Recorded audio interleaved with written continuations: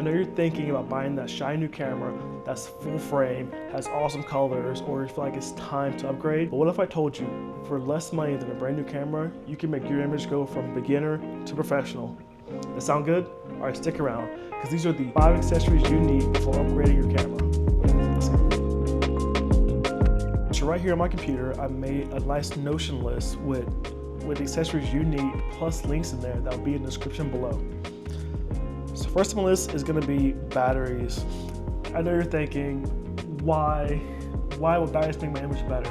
But I wanna talk about this quick thing. I've had a friend who recently upgraded cameras, and I asked him how many batteries did he have? And he told me he only had one. And then he said he's about to buy a second camera. And so I'm thinking, you're gonna buy two cameras, you're about to have a second camera with only 2 batteries. What if one of those batteries die? Then you're kind of stuck in a pickle. Granted, if you're doing like a passion project or something creative, that's fine. When someone's paying you to do this work and your battery dies on you, that looks really bad. So I recommend having at least 2 to 4 batteries per camera. So I just realized my mic died during the shoot, so that's why it sounds different, and I don't feel like reshooting it, so apologies. Now my favorite, let's talk lenses. Believe it or not, your camera is only really good for a sensor. That's why people always talk about Canon's colors or Sony being really good in low light. Cool technology and shiny features realistically only lasts about 2 to 3 years before it's outdated. That's why used camera prices are constantly going down. But if you notice, used lens prices always stay the same or even grow in value. That's because the lens glass never change and people are always searching for that nice look. That's why I have so many lenses now. This isn't even half of what I have. And what's so cool about lenses is that it completely changes your image. Like right now, I'm on my 7RS's Visions 25mm. Now I'm on my Sigma 1635. This is my Helios lens, one of my favorite ones. It's a little bit of a telephoto lens, which is why I'm way back here. But if you've noticed now, my face is a lot smoother.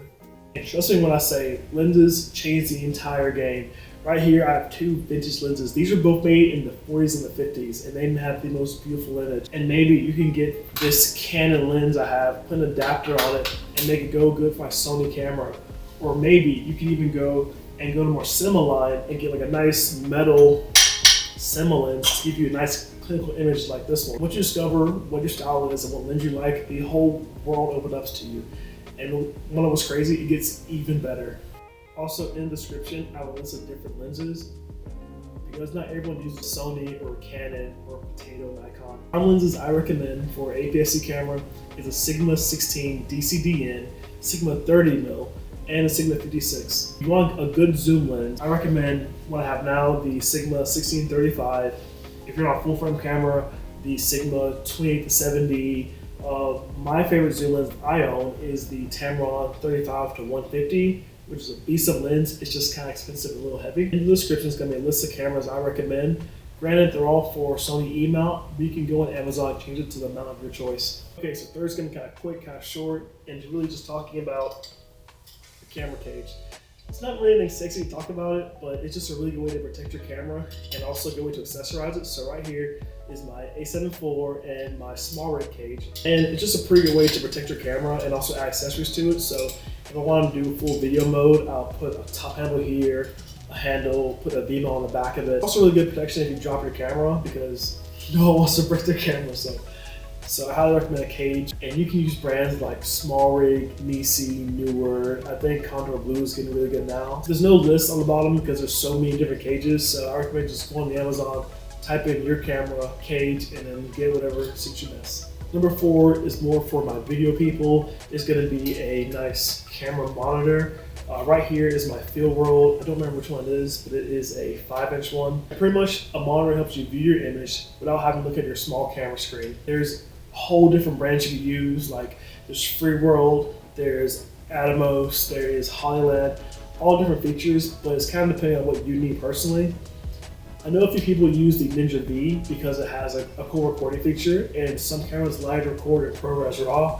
Personally, I don't need that because it kind of slows down my workflow. Also a brand like Hollyland that makes different monitors with transmission systems built into it. So that way you can transmit a signal to your iPad, a TV, for maybe a client monitor or a director's monitor. It's really cool. I really want to get one. Maybe Hollyland can send me one if they see this video. They come in a range of different sizes. And like I said before, I'll have a list in the description with affiliate links. Just click it and pick the one of your choice. Last and finally, which I think is even more important than lenses, is your lighting. See the images I have right now, I think it's pretty good. One was crazy though.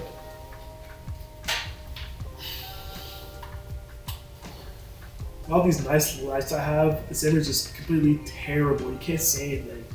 And even if I put on my key light, it's pretty good. It's okay, you can see me. But when I add this kicker light behind me, it makes the image just that much better. Actually, it's a little too light on me. So once again, in the description, I have a list of lights. Personally, I'm using the ZHIYUN G200 and the ZHIYUN Semi-Pro CF100. That name is way too long, but there's different brands you can get. Like I said, there's aperture, SmallRig makes some. Lighting just makes everything in the image. Every movie you watch, every TV show you watch, even YouTubers you watch, their lighting is perfect. That's why it looks so good. And lastly, since you stayed by and watched the entire video, I have one last item that knocks everything else off this list. That will be courses. I have 3 I recommend for you if you're starting out. First is going to be Full-Time Filmmaker. It's actually the first course I've ever paid for. It helps you gain skills like how to operate your camera properly, or how to get better audio, how to even have better lighting. And I recommend it for new creators because it helps you get a nice base for your skills. Also, Full-Time Filmmaker is also on YouTube where they post their free content. But if you want to get a little bit deeper and more knowledge, I recommend taking their course. Secondly, it's going to be Flash Film Academy. Ty teaches you the business side of creation. There you learn more about contracts, how to find your niche, and how to kind of start from the ground up. Here you learn the business side of content creation, where there's making contracts, having your prices. He has a full range of knowledge you can learn from, but I can't recommend him enough. Third, I'm talking about my buddy Chris Franklin. Not only is Chris here on YouTube, he also has a Patreon, and there he talks about leveraging your skills in content creation and video into leveling up your business. So I just realized I did not make an outro. Thank you so much for watching. Please, in the comments below, let's talk more about gear you should buy before upgrading.